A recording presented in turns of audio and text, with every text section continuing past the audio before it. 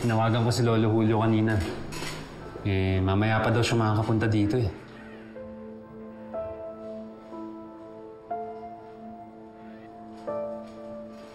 Mr. Bustamante? Sir? Pasensya na po sa abala. Naiintindihan namin ang sitwasyon mo ngayon.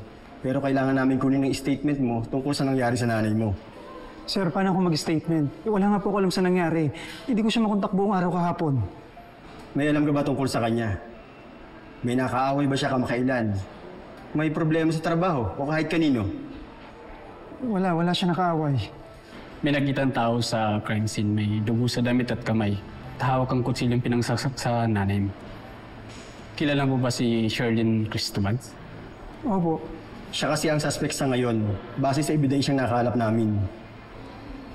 Si Tita Sherlyn na sumaksak sa mama ko?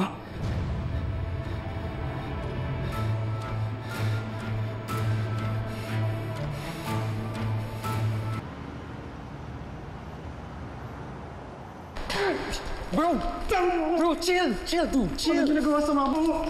Bro. Stay here! Ano ginagawa mo dito? Umalis ka! I just wanna be here for you. Umalis ka na, pwede ba? Stop it. Xavier, I'm sorry.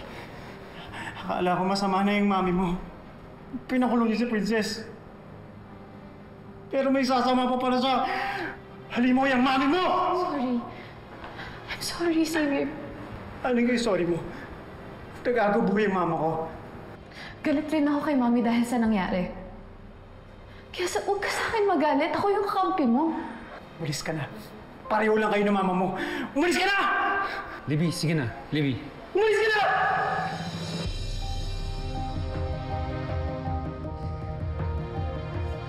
Pareho lang kayo.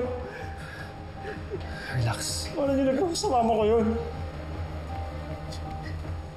Pareho lang sila.